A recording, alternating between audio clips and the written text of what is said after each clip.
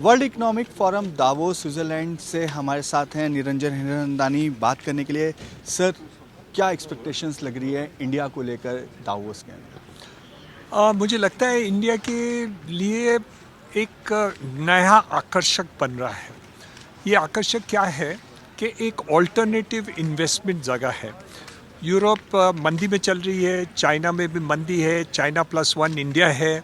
और देखा जाए तो प्रधानमंत्री मोदी साहब भी जो जोर से जिगर से ये काम चला रहे हैं, overall infrastructure development, manufacturing, alternative sources जो चाहते हैं कि बन जाए हमारे देश में, इंडिया खुद के लिए प्रोड्यूस करें, एक्सपोर्ट के लिए करें। तो मेरे अंदाज से पूरे विश्व में ये एक उत्सुकता बन रही है कि लोग इंडिया में इन्वेस्टमेंट करें, यहाँ जुड़ जाएं और आगे भी जो काम कर रहे हैं वो बढ़ते जाएं। सर, कौन से ऐसे सेक्टर्स हैं जिसको सबसे ज़्यादा प्रायोरिटी मिल रही है, लोग इंडिया के अंदर आके इन्वेस्ट करना चाहते हैं? कौन से ऐसे सेक्टर्स आपको लग रहे हैं जहाँ पे फोकस एरिया रहेगा? काफ़ी सेक्टर्स में ध्यान है, मैन्युफैक्चरिंग में तो है ही, और ऑल्टरनेटिव जो काम चल रही है मैन्युफैक्चरिंग में, जहाँ विश्व में चाइना से जो प्रोडक्शंस आते थे वो काम आज हम कर रहे हैं। ऑलरेडी फॉक्सकॉन जैसे कंपनीज यहाँ हैं, मौजूद हैं जो, और हम एक्सपोर्ट उसमें कर सकते हैं। लेकिन ये बढ़ने वाला है क्योंकि जितने भी आप ओवर ट्रेड बैरियर्स आ रहे हैं या दिख रहे हैं, या ट्रम्प जी आए हैं तो उसमें भी कोई परिवर्तन आएगा ऐसे लग रहा है। तो हमारे जो डेमोग्राफिक डिविडेंड है उसके कारण हमारी प्रोडक्टिविटी इंटरनल भी काफ़ी ज़रूरत है, तो मेरे अंदाज से इसमें भी है।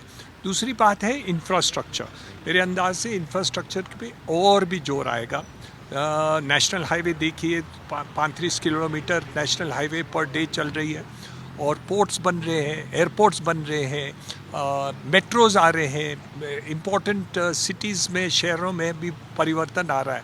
मेरे हिसाब से ये बात है। लेकिन most of all housing sector जो हमारा क्षेत्र है वहाँ भी काफ़ी रुचि है। कमर्शियल में तो आ ही गया है।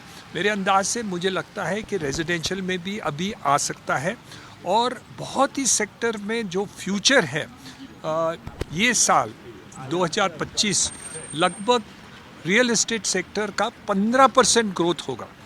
और उस वहाँ एक दूसरा जो फ़ायदा है वो ये है कि मोस्टली अनएम्प्लॉयमेंट जो हमारे देश में है उसको हम कैसे पूरा कर दें।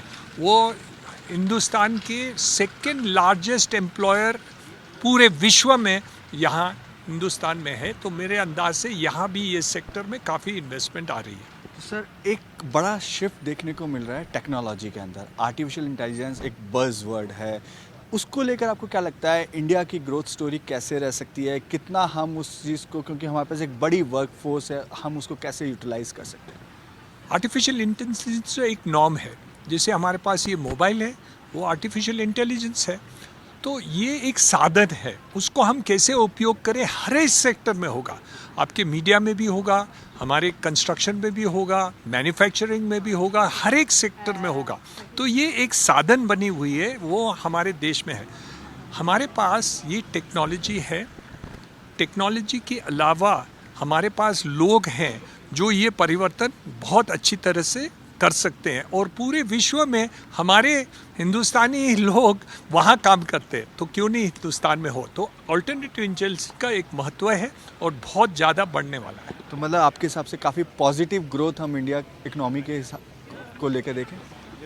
मेरे अंदाज से हम पूरे जोर दें इंफ्रास्ट्रक्चर और हाउसिंग और बाकी जो क्षेत्र में है, तो हम ये 6.5-7% नहीं, 10% डबल डिजिट ग्रोथ भी हमारे देश में एक साल के अंदर हो सकता है, और अनएम्प्लॉयमेंट को भी हम पूरा कर सकते हैं। ये मैं उम्मीद रखता हूँ। Thanks for joining G business sir. Thanks for giving time.